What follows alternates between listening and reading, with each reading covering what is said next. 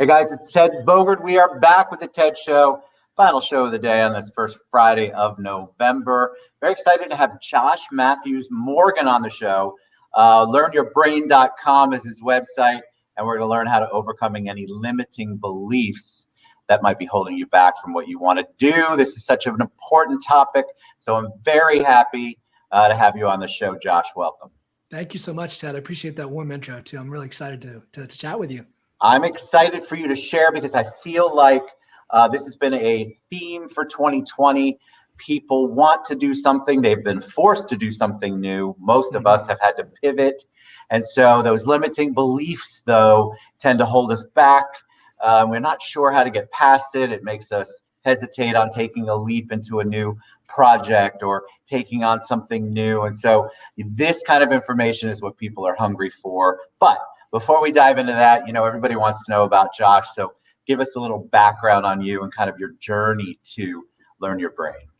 Yeah, well, that's a great setup because instead of talking about the evolution of our business and all that, I'd rather share my first personal experience with limiting beliefs and why this subject is so near and dear to my heart. Love it. It actually started before we started our coaching business.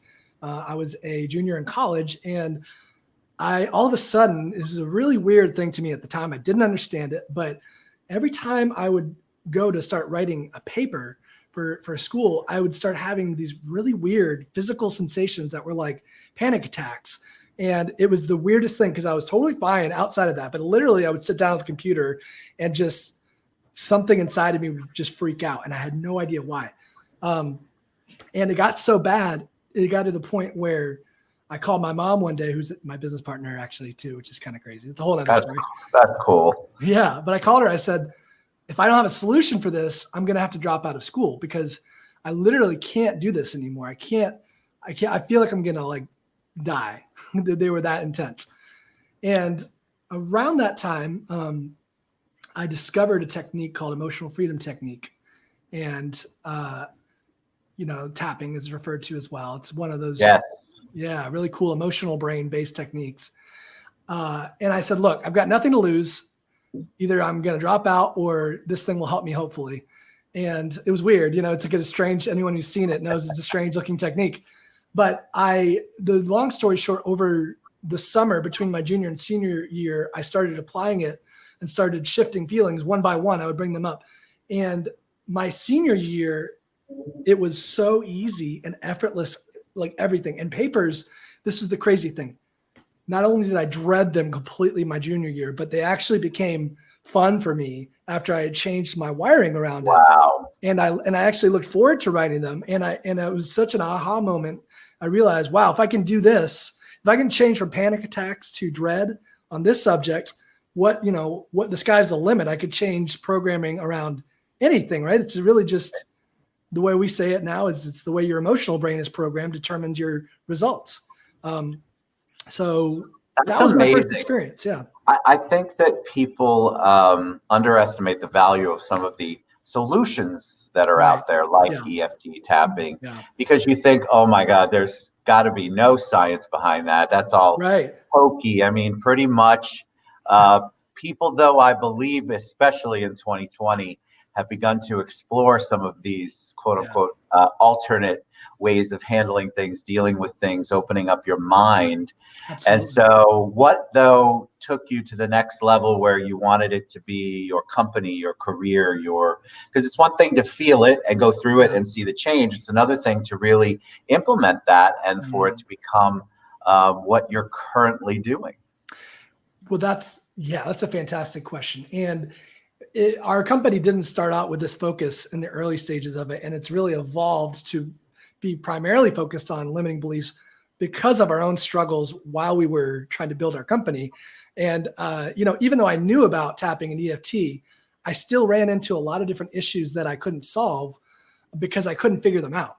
And that's the real key with this whole process is the discovery of it is what makes or break.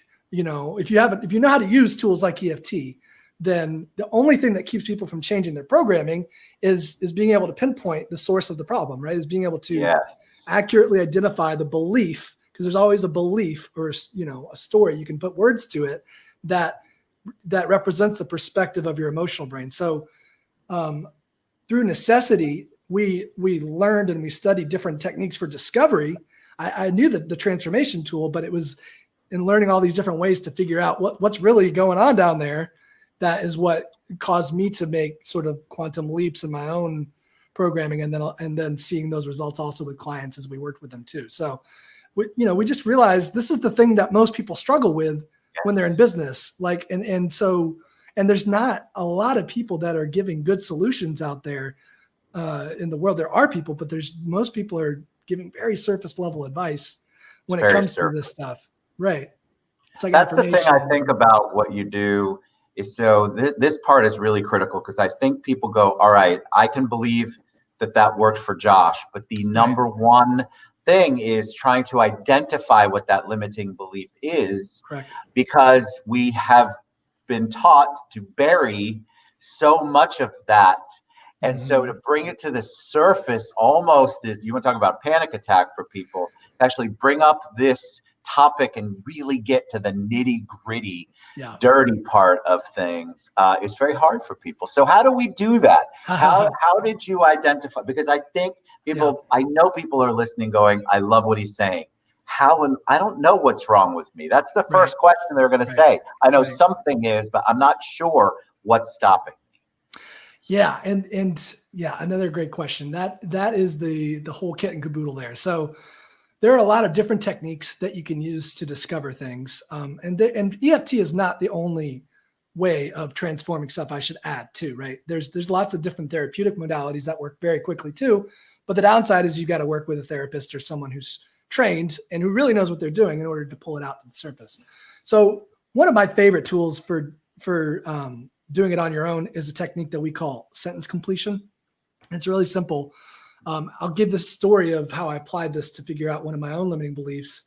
But basically with sentence completion is just you start a fragment of a sentence, right? You speak it out loud and then you see what pops into your head as like the answer to it.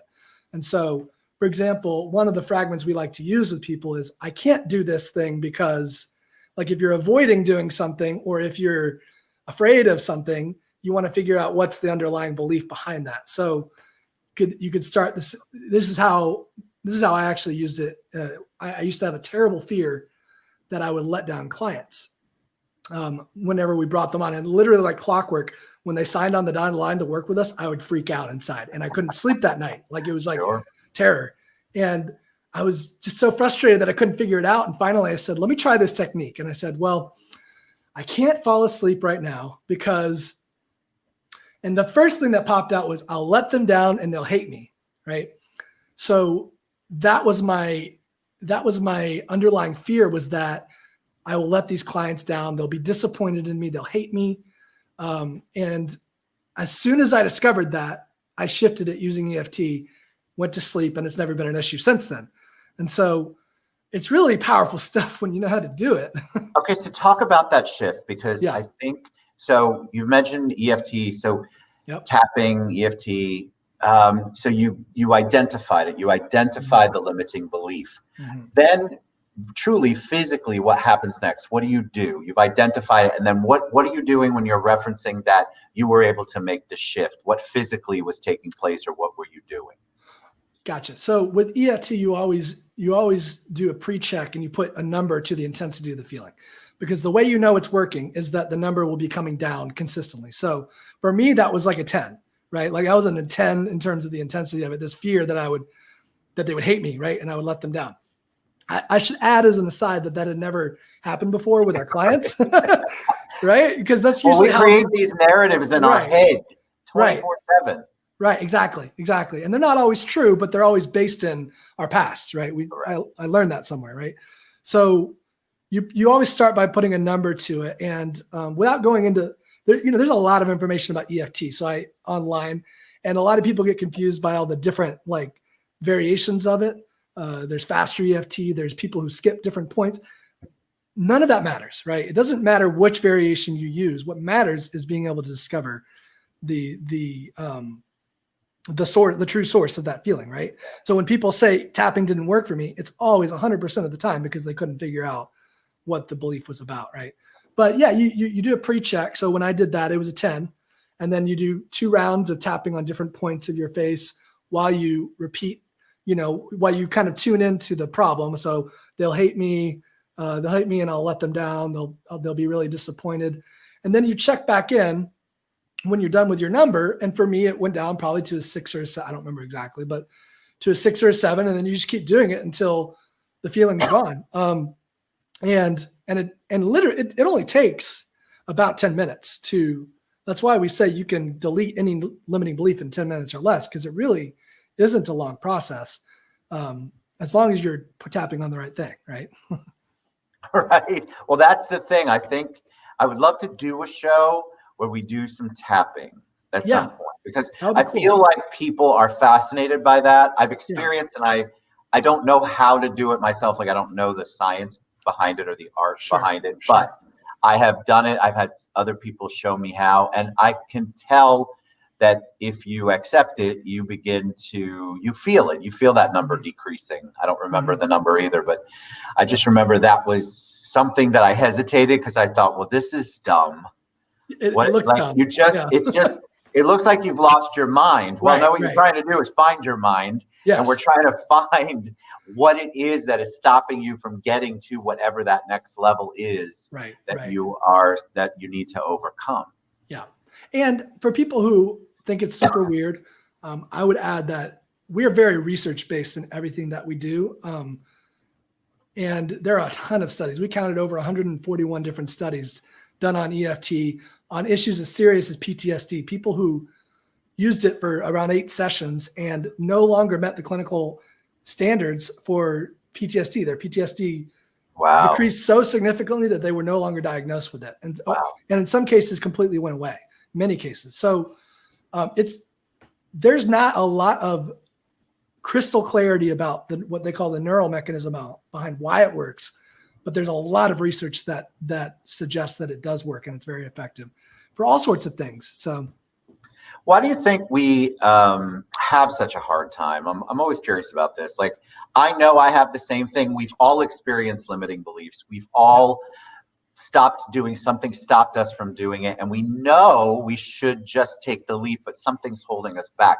Why are we so caught up in that from your experience? Why is it so hard to sit down and go, one of the sentence completion things that you said, for me to say, I can't sleep because, or I can't do this because, I mean, for me, I don't want to dive that deep. Let's use that for an example. And so it's hard. It can be painful. Is that primarily the pushback that you get when you're working with your clients?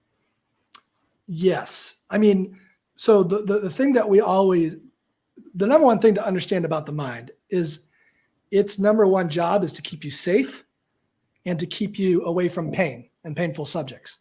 Right. So that inherently is a problem when you're trying to delve deep, right? We always caution people that not to tackle things as big as PTSD and trauma on your own using this. I have done it. I have a history of PTSD. I've used it on myself, but I always work with a licensed professional in that. Those are the cases where we do not work with people one-on-one, is when, for those specific issues. So yeah, the mind doesn't want to feel pain. And so when you're trying to discover the root of it, it can be a little bit of a problem. And that's why you need to use techniques that kind of get around that, or hypnosis is a great example. There is a modality called RTT, rapid transformation therapy, that uses aspects of hypnosis to first calm you down and to get your mind into a relaxed, what they call a theta state, which is just kind of that, like right before you fall asleep, you're just relaxed. And then you can bring up the subject matter or the feelings and the stories and from that relaxed place to identify it, right? So there's different tools and techniques that can get around that. But yeah, that most people, they don't push back on that they're necessarily afraid of the pain. They just don't know how to figure it out. They don't know what's going on. That's the number one challenge that they're having. I'm not really sure why. I just feel afraid to do it. I just avoid it. And the other thing is that the limiting beliefs they're not like this head thing. Every time you stumble upon a limiting belief, it activates the threat response in your body and your brain too. So that's why physically it's painful to take those actions or to move forward, because it's not like you're just in your head worried about something. Literally, your body's reacting from that fear, flight, or fight response. So that's another thing that's kind of important to understand. And that's what you kind of experienced when you were having such a hard time writing essays, right? Correct. And I think it can be it's anywhere, guys. If you are, guys and gals, you're feeling that, you know exactly what Josh is talking about. There's something that just brings up this dread in you, something that is stopping you, and all you can usually ever say, because you don't take that deep dive, is, well, that's just the way I've always been, or that's how I was raised, or you come up with something that you've either had to tell yourself or been told your whole life. And all that is the surface stuff that Josh is talking about. You're not really getting to the nitty gritty of the why. And that's where you make, in my opinion, the true progress, when you really hit that, even if it's a nerve and it hurts. When you really hit that, that's when you can take that real first step and that real overcoming step for things. So tell me about Learn Your Brain. How do people reach out to you? People want you to coach them. They want to learn more about EFT. They want to learn more about the tapping side. They want to learn all about this, because I guarantee you, people are going to want to know how to address those limiting beliefs, for sure. Yeah, absolutely. So we've created a lot of free training. I've got a Facebook group called Growth Mastery. People can join. But the easiest way that people can get in touch with me is just through, sorry about that, background noise, is just through our website, learnyourbrain.com, all spelled out. Or, if you want to send me a direct email, it's easy, josh@learnyourbrain.com. That's the easiest way to do it. Just send us a message through our site. We actually have some free training that you can watch on mindset related stuff that we talk about here. So yeah, that's probably the best thing to do. All right, so Josh Matthews Morgan, learnyourbrain.com. It's scrolling across the bottom. You all know that 2020 has been your time, and you certainly are looking for ways to expand and get outside that mindset that's limiting you right now. So I just want to encourage you to reach out to Josh. Learnyourbrain.com. Thanks so much for being on the show. It was so good. I definitely would love to have you come back. I would love that. Absolutely. Thank you. Thank you for being such a great host, Ted. I appreciate it. Great questions. Thank you. Your topic's amazing. It's so timely and people are hungry for it, which we talked about before we went live. All right, Josh Matthews Morgan, learnyourbrain.com. Have a great weekend, everybody. We love you. Be safe. All right. See you back.